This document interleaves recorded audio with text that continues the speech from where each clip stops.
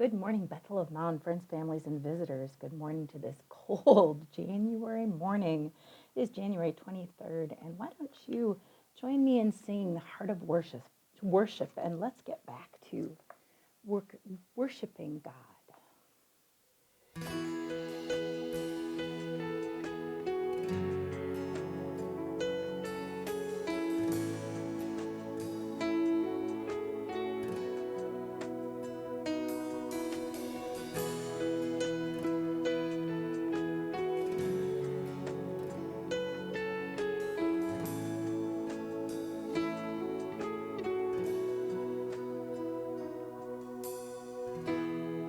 When the music fades, all is stripped away, and I simply come, longing just to bring something that's of worth that will bless your heart. Bring you more than a song, for a song in itself is not what you have required. You search much deeper within, through the way things appear. You're looking into my heart. I'm coming back to the heart of worship, and it's all about you. It's all about you, Jesus. I'm sorry, Lord, for the thing I've made it. When it's all about you, it's all about you, Jesus.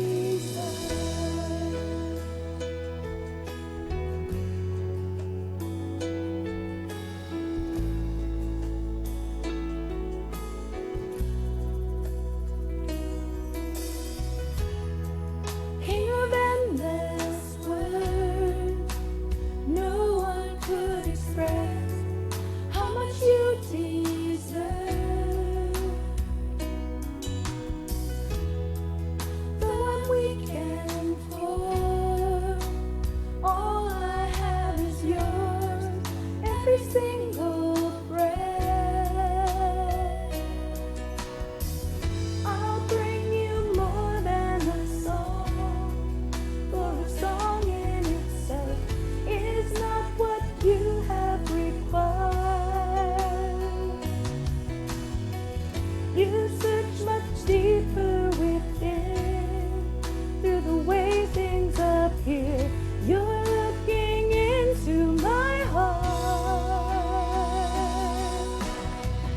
I'm coming back to the heart of worship, and it's all about you. It's all about you, Jesus. I'm sorry, Lord, for the thing I've made it. When it's all about you, it's all about you, Jesus. I'm coming back to the heart of worship, and it's all about you. It's all about you, Jesus. I'm sorry, Lord, for the thing I made it. When it's all about you, it's all about you, Jesus.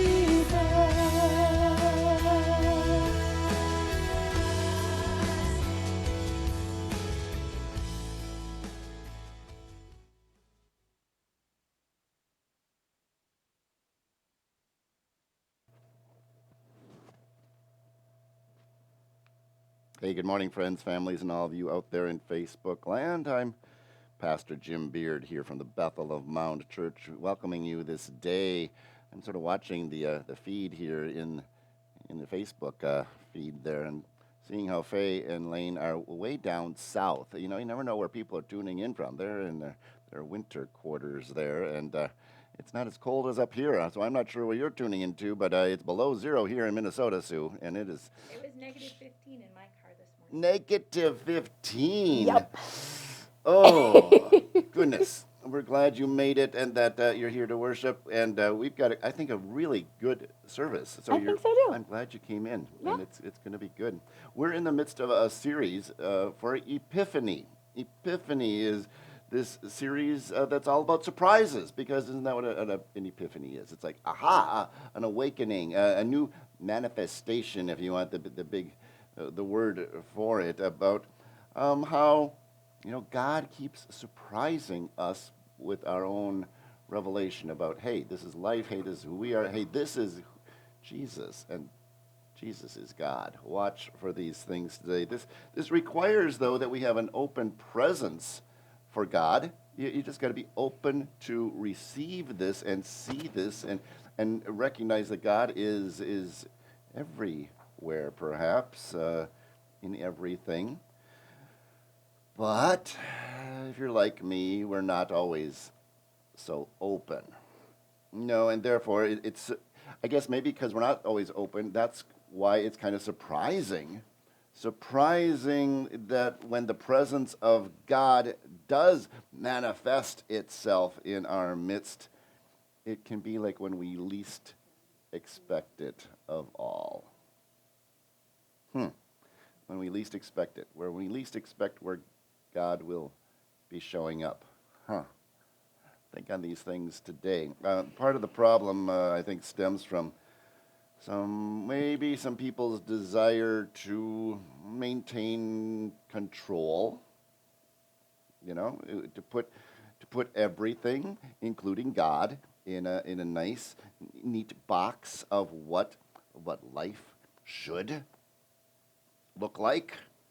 I want to control this because this is what it should look like, But, well, here's what we'll do. To set the stage for this, here's Joel, who is one of the lead singers for the Christian musical group For God and Country, King and Country, sharing his struggles on being what he calls a control freak.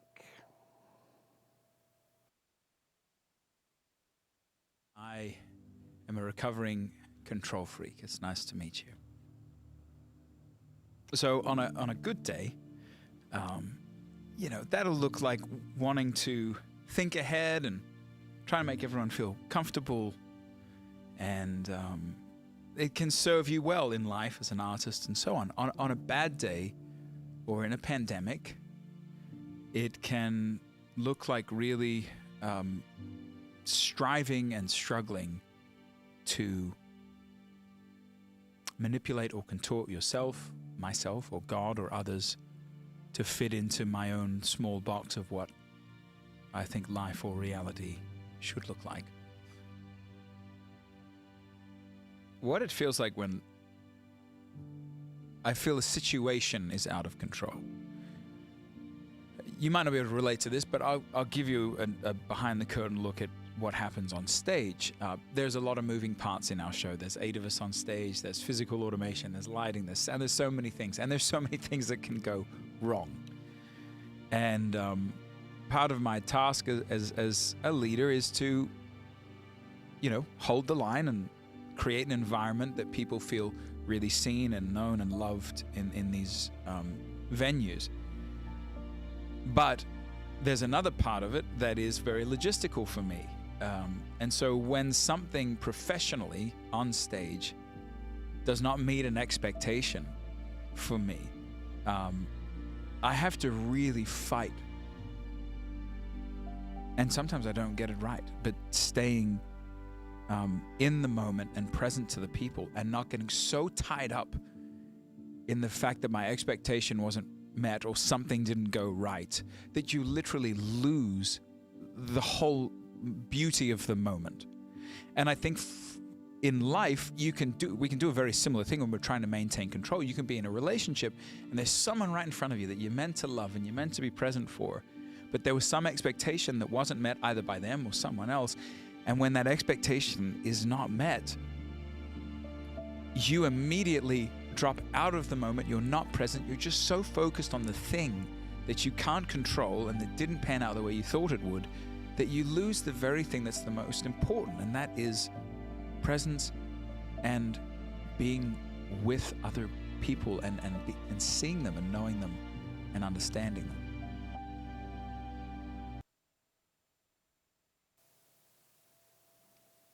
So let's be in the moment. Let's ask the Lord to be with us.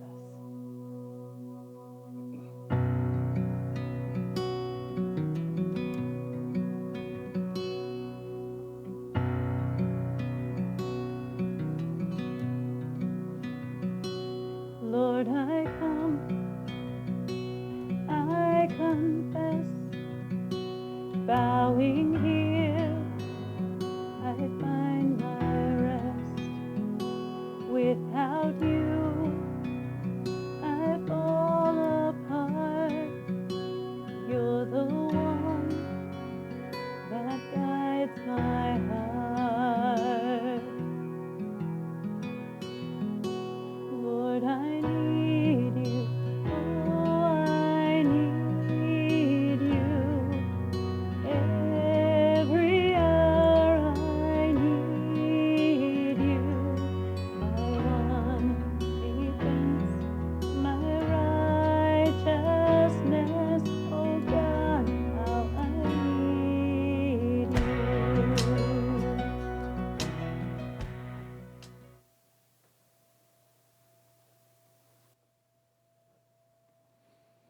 We need the Lord.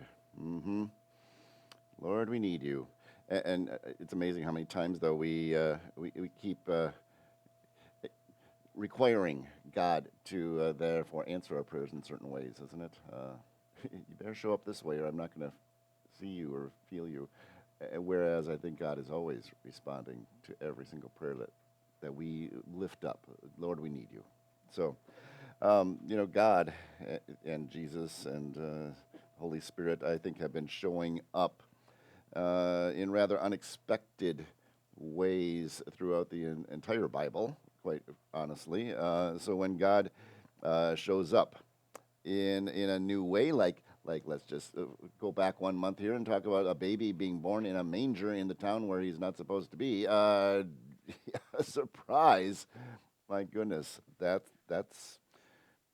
was a shocker, I think, back then. It was like us. I think the ancient Hebrew people thought they knew. I think they knew this is what the omnipotent Lord is all about. This is what God is like. And before we look into all these expectations that were upon Jesus, we can also flip back to the Older Testament there and take another closer look at a passage in which, what are you expecting is the question back there. Is it one about God? Is God showing up or not? To the prophet Isaiah is where we're going. No, Elijah. Going back to the prophet Elijah today and look at his expectations. I may have shared this passage before, but I think it's worth repeating here. And so here's a little bit of the background. You may recall that Elijah was a great, one of those great prophets of old, one of the major ones. And in the story of the one we're about to hear, right before this takes place, Elijah has boldly faced down all of those false prophets that were out there, especially the prophets from Queen Jezebel, insisting that, the primacy, the primary focus needs to be on that first commandment, thou shalt have no other gods before me, is what that first commandment says. And he has this showdown, and he wins, of course. But Jezebel was far from pleased with that outcome, and when she heard the news, she threatened to have Elijah killed. And so Elijah fled as fast as he could into the wilderness in despair and in fear. And here's where we pick up the story. Elijah walked for 40 days and nights all the way to the mountain of God, to Horeb. Where he got there, he crawled into the cave and went to sleep. When the word of God came to him, "So Elijah, what are you doing here?" I've been working my heart out for the God of army angels, said Elijah. The people of Israel are abandoning your covenant, destroyed the places of worship, and murdered your prophets. I'm the only one left, and now they are trying to kill me. Yeah, they're trying to kill me. He's at Mount Horeb. He's talking to the God of the angel armies, and he's just saying, "Oh my gosh." Uh, he finds himself here and this after this long journey through the desert. You can sense the feel of it all, and it's going to go to the very mountain which we keep coming back to in the Bible, where Moses had encountered God, is what some believe. Through that fire on the burning bush. What an amazing manifestation that was. And it was also on this mountain that scholars believe, also called Mount Sinai, where the God had given the law to Moses amid fire and smoke and thunder. And it's all there in Exodus. And so the very name Horeb or Sinai evoked images of what God is like. God is powerful. God is awesome. God is the one who strode boldly into history, overthrowing kingdoms and worked fantastical miracles and right before the people's eyes. Okay, you got the idea. Here is what God is all about. And Elijah was on that very mountain, is how the story is told of this mountain of God where it all started and kept growing. And therefore, we would expect and maybe Elijah's expecting, you know, if God's going to be there, it's going to be powerful. It's going to be overwhelming, this presence again. It's going to be part of the revelation, the manifestation that Elijah will be of all of this power again. And we might expect that, but God can also be full of surprises. Then Elijah was told, go stand on the mountain at attention before God. God will pass by. A hurricane wind whipped through the mountain and shattered the rocks before God. But God wasn't to be found in the wind. After the wind, an earthquake. But God wasn't in the earthquake. And after the earthquake, fire. But God wasn't in the fire. And after the fire, a gentle and quiet whisper. When Elijah heard the quiet voice, he muffled his face with a great cloak, went to the mouth of the cave, and stood there. A quiet voice asked, so Elijah, tell me now, what are you doing here? So God, the presence of God, the sense that God is right there, it was not found where Elijah expected perhaps God to be, in these external signs of power, the hurricane, the earthquake, the wildfire. God wasn't there, it says. But when all the noise and all the chaos finally subsided and settled down, then we are told that God's presence was sensed. Oh, now I hear. Suddenly Elijah caught his breath in surprise. There's God's voice. There's God. There was the divine revealing a holy plan, is what is about to come about this. A holy plan that would change Elijah's life and basically the whole course of Israel and their future forever. Wow. It was in a whisper, a gentleness. God's presence was felt. Yeah, likewise, I think Jesus kept on saying and doing things that so many of their day just thought ran contrary to what God was all about. The expectations of the people were not being met, to say the least. I mean, here's one of those examples from the Gospel of Matthew regarding this. Passing along, Jesus saw a man at his work collecting taxes. His name was Matthew. Jesus said, "Come along with me." Matthew stood up and followed him. Later, when Jesus was eating supper at Matthew's house and was close to his followers, a lot of disreputable characters came and joined them. When the Pharisees saw him keeping his mind of the company, he had fit and lit into Jesus' followers. "What kind of example is this for your teacher? Acting cozy with crooks and riffraff." I love that. They had a fit. Oh my gosh. These are the Pharisees, you know? They certainly knew what God wanted and because they were doing everything to the letter, to the every I was dotted, every T was crossed. They were doing because this is what they knew God expected and what God was like and what God wanted. They had even just basically separated themselves from the rest of the community, keeping themselves away from people that might pollute them or keep them not pure enough to be with God, because of course that's God's expectation, right? Don't get too close if you're not pure enough. And in order to maintain this idea that God is so holy and so righteous, and it required those who commune with God to be as pure. And so when you've got these crooks and this riffraff and these tax collectors, oh, for heaven's sakes, these were not the kind of people that with whom God would keep company, right? So what in the world is Jesus doing with them? With them. But if we just pick up the end of that passage there, the scene back at the tax collector's party, it ends in this way.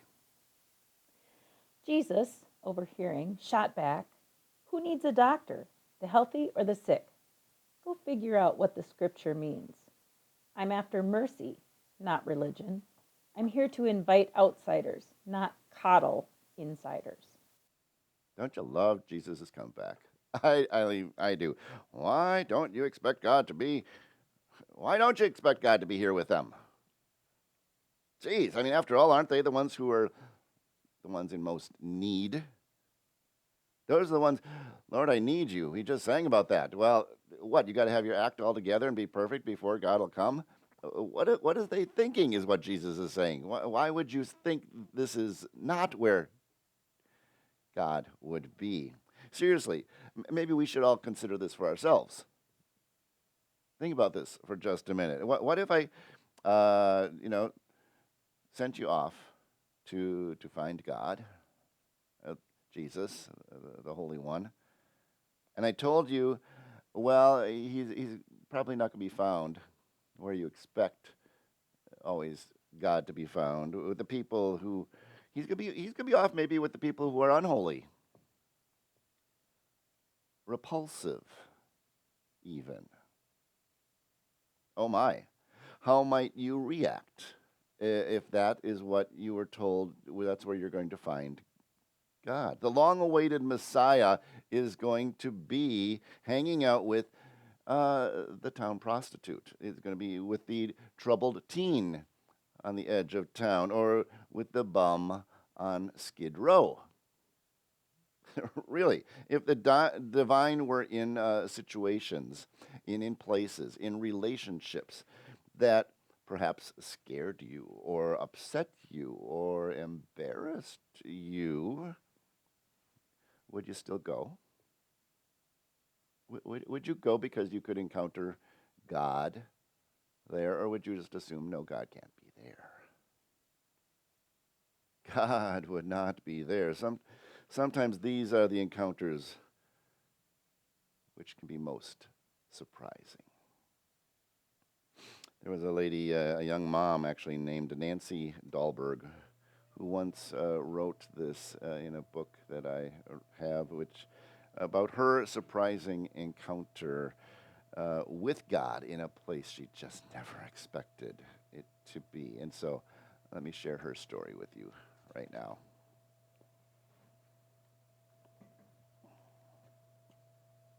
She says, "We were on our way home from church when we decided to grab a bite to eat. and I was processing my feelings of disappointment as we waited to be seated, because although everything about the service was orderly, well rehearsed, and beautifully presented, I really wasn't feeling the presence of God as I expected. I mean, if God wasn't to be found in the colorful stained glass and the polished woodwork and comfortably padded pews, well, then where was he? The restaurant was packed. We finally were shown to a table, and I slid our youngest, Eric, into a high chair and noticed everyone was quietly eating and talking. And then suddenly, Eric squealed with glee and said, "Hi there." And he pounded his fat baby hands on the high chair tray, bam, bam, bam, and his eyes were wide with excitement, and his mouth was bared in a toothless grin, and he wriggled and giggled with merriment. And so I glanced around expectantly in order to try to discover the source of his merriment. But the smile instantly left my face when the source of Eric's giggles became apparent. It was a man sitting alone at the counter with a tattered rag of a coat, dirty, greasy, and worn. His pants were baggy with a zipper at half-mast, and his toes poked out of the would-be shoes. His shirt was a mess, his hair was uncombed and unwashed, his whiskers were too short to be called a beard, and his nose was so varicose it looked like a road map. We were too far away to notice, but I was sure he smelled. His hands waved and flapped on loose wrists. "Hi there, baby. Hi there. Hey, big boy. I see you, Buster." The man called across the room to Eric. My husband and I exchanged looks. What do we do? Meanwhile, Eric continued to laugh and answer, "Hi there, hi there." Although it was busy, everyone, I swear, everyone in the restaurant had noticed, looking at us and then the man. And the old geezer was creating a nuisance with my beautiful baby. Our meal came, but the disturbances did not subside. "Hey, do you play patty cake? Atta boy! Do you play peekaboo? Hey, look, he knows peekaboo." Nobody thought the old man was cute. He was obviously drunk. My husband and I were embarrassed. We ate in silence, all except for Eric, who was running through his repertoire for the admiring the Skid Row bum, who in turn reciprocated with his cute comments. Oh, we finally got through the meal, and my husband went to find the waitress to pay the check and directed me to just gather up everything and simply meet him in the parking lot. Now, the old man sat poised between me and the door, and I prayed, "Lord, where are you? Why are you letting this happen? Just let me get out of here before this bum speaks to me or Eric." She goes on to say, as I drew closer to the man, I just sort of turned my back, trying to sidestep him and avoid the air he might be breathing. But as I did, Eric stretched over my shoulder, reaching with both arms, in a baby's, pick-me-up position. And before I could stop him, Eric had propelled himself, falling from my arms into the old man's.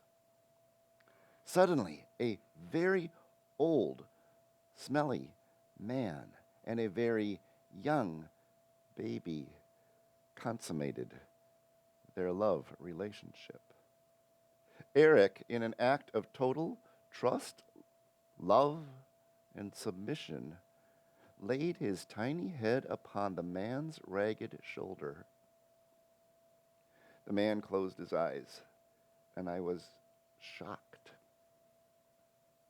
surprised to see tears hovering beneath his lashes. His aged hands, full of grime and pain and hard labor, gently, ever so gently, cradled my baby's bottom and stroked his back. No two beings have ever loved so deeply for so short a time. I stood awestruck. The old man rocked and cradled Eric in his arms for a moment, and then his eyes opened and set squarely on mine. He said in a steady, sincere whisper, "God bless you, ma'am. You have given me, perhaps, the best gift of my life." Somehow I managed "You're welcome" from a throat that contained a stone, and then he pried Eric from his chest, unwillingly, longingly, as though he were in pain, and I held my arms open to receive my baby as the gentleman commissioned me, saying, "Now you take good care of this precious little one now, you hear?" I said nothing more than muttered, "I will." And with Eric in my arms, I ran for the car. My husband was wondering why I was crying and holding Eric so tightly, and why I was saying, my God, forgive me." She concludes saying, "I had just witnessed Christ's love shone through the innocence of a tiny child who saw no sin, who made no judgment, a child who saw a soul while a mother saw a ragged suit of clothes. I saw a Christian who was blind holding a child who was not. I felt it was God asking, are you willing to share your son for a moment? When he had shared his for all eternity. A son who took on our rags so that we might take on his glory. Unknowingly, this teary-eyed old gentleman had surprised me with this simple truth. If I truly want to see the divine, then open the eyes of your heart. Indeed, open the eyes of my heart, Lord. Thank you, Nancy. You probably have heard the phrase selective perception. Selective perception, seeing only what you expect to see. That can definitely apply to our spiritual experiences of God and of the holy. If we only believe that God is where? Only in church? Where? Only in the sanctuary? Or in beautiful scenes maybe of nature and of beautiful people. If God is only perceived, well, through what? Mighty winds and earthquakes or blazing fires. Or if God is only in our the preconceived notions and nowhere else, we might just be missing out on all of the other places where God can and is found. Our life of worship, your life of worship, my life of worship, should therefore not be limited to Sunday mornings and worship times and boxes of any sort. You know, our worship needs to be more encompassing. And so I want you to take a look at this next video, which is about to come up, and see how many of these places have been places of, indeed, worship for you.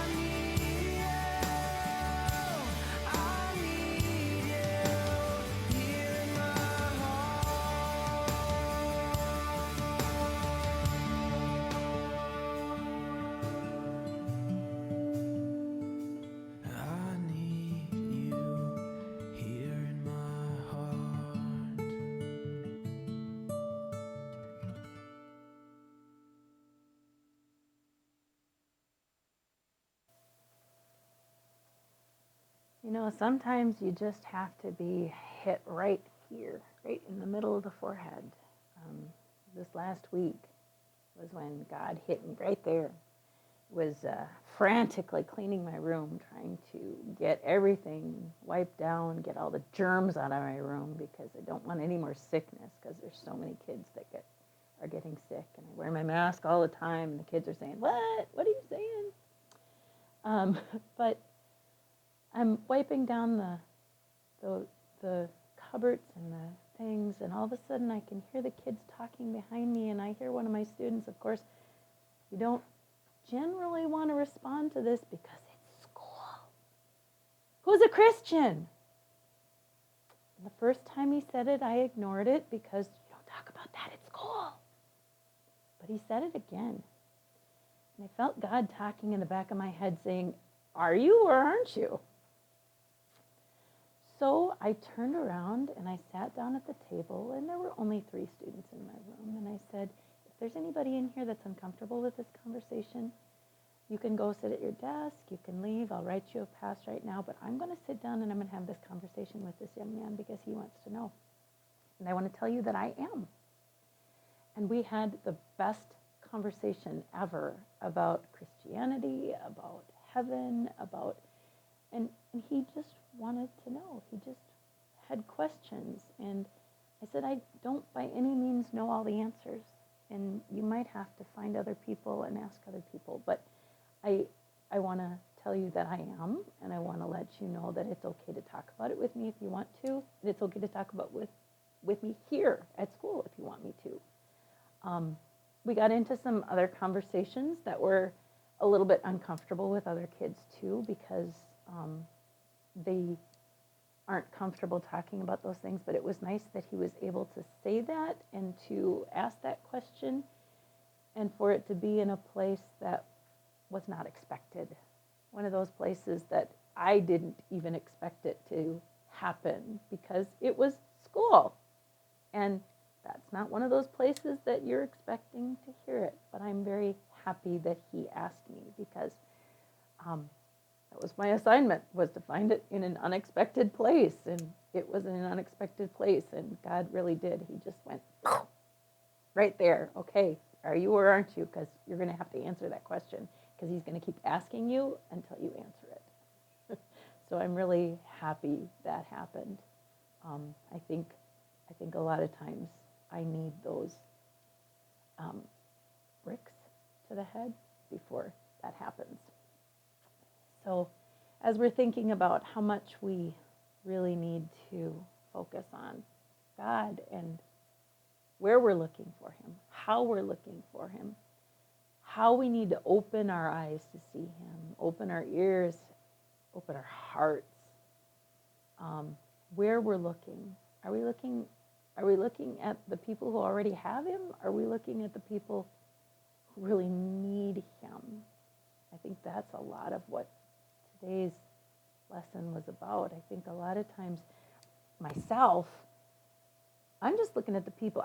I'm very comfortable with the people that already know him, because those people are the people that, they're going to talk to me about it and they agree with me, right? It's those people that don't agree with me that I'm going to have a problem convincing that God is real.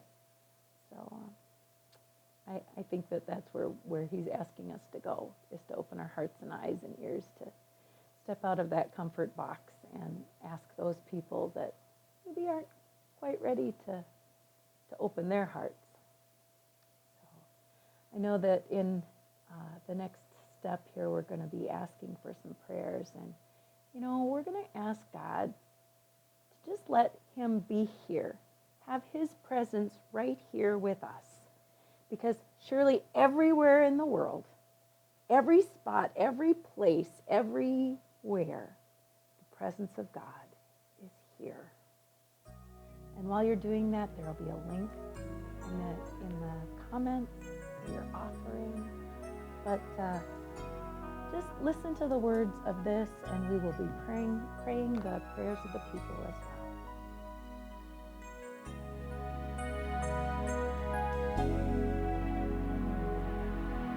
Surely the presence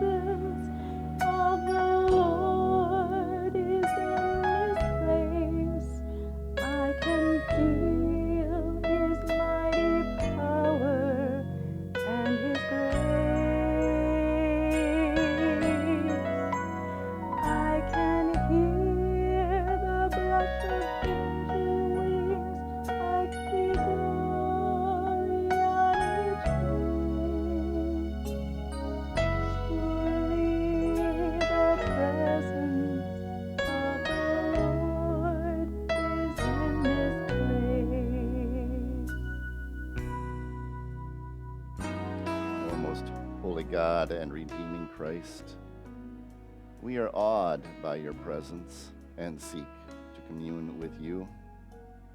We seek you in the ordinary moments of our lives and in the everyday places which we travel.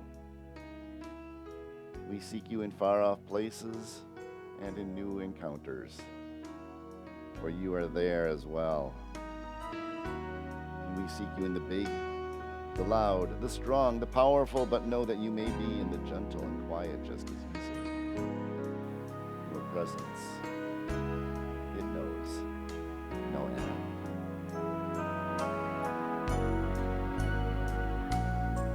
Surely the presence of the Lord is in this place. I can feel His mighty power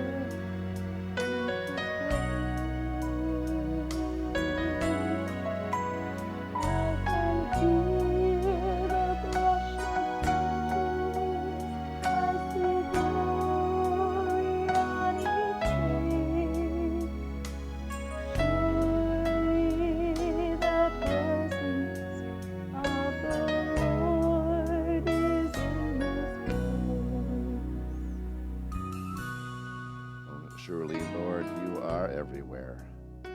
But we fail to see your presence, your creative touch, your amazing handiwork.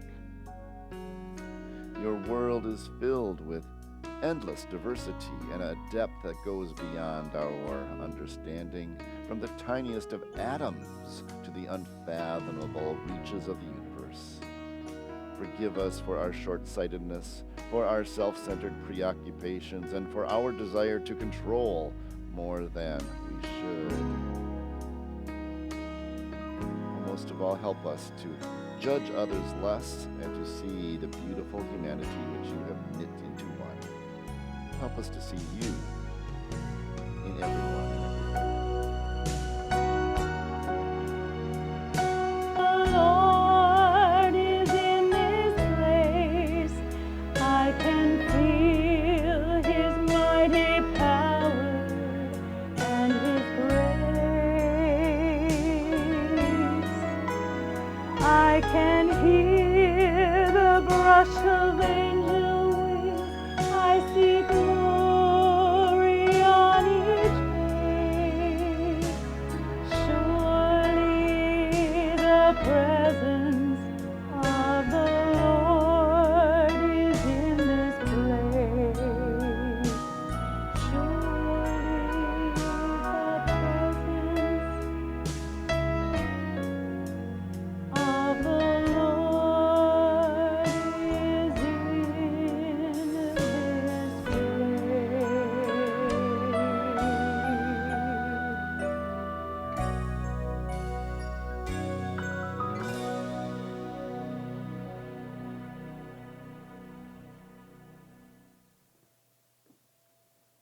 Thank you, Sue, for sharing your reflections and your spirit and your talents with all of us. It really meant a lot.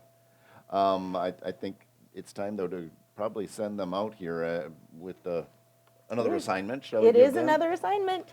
And if anything, I think now is the time to say, maybe this is a good week. You better just go check yourself and say, what are my preconceived notions on everything? You know, am I putting God in a box? I think I did that this week. Did you? It's like, God's got to be did. here, or God's not there. It's like, really? That self-reflective time can be quite revealing. So take some time and say, what am I expecting of God? And maybe I need to open it up some more. You know, that just might be where God is ready to surprise you with something new, something different. It's not always within our control. So Right. So be there. So there you go. New assignment for the week.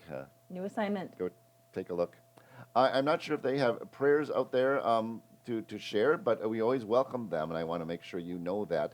Whether you want to put them in the chat, you're always welcome to do that so that we can see them and others can see them and pray for them, even if we can't instantly pick up on things because of the little delays here, etc. But you can put them in and others will notice them.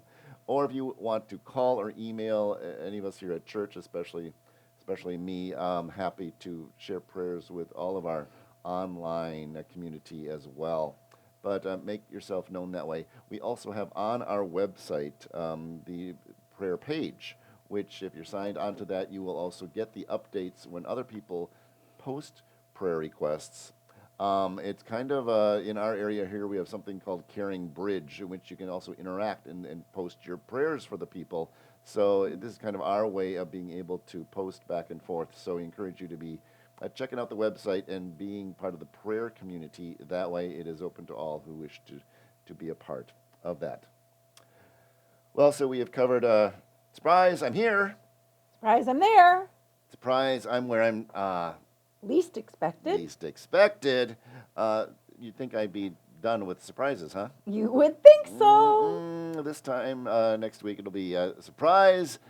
God is saying, I am not far away, which is also maybe sometimes what we expect God to be, especially if we're in the middle of pain or grief and God feels very far away. Come be reassured. No, surprise, God is, as they say, close as your next breath. Yeah, that's pretty close. So, Sue, what kind of a closing song do we have? I have a song that I want us to sing. Oh, I we're wanna not sing it- sending them off to... No, we're not sending them off to YouTube. Oh, they I have want to sing. Are you, They're gonna are you ready to sing again? They're going to sing 2 verses of Open My Eyes that I want them to think about, opening their eyes and their ears. Nice. Yeah. So from God's house to theirs, open your eyes and open your ears and open your heart to God this week and go in peace after the song ends. Thanks for being with us. Take it away, Sue.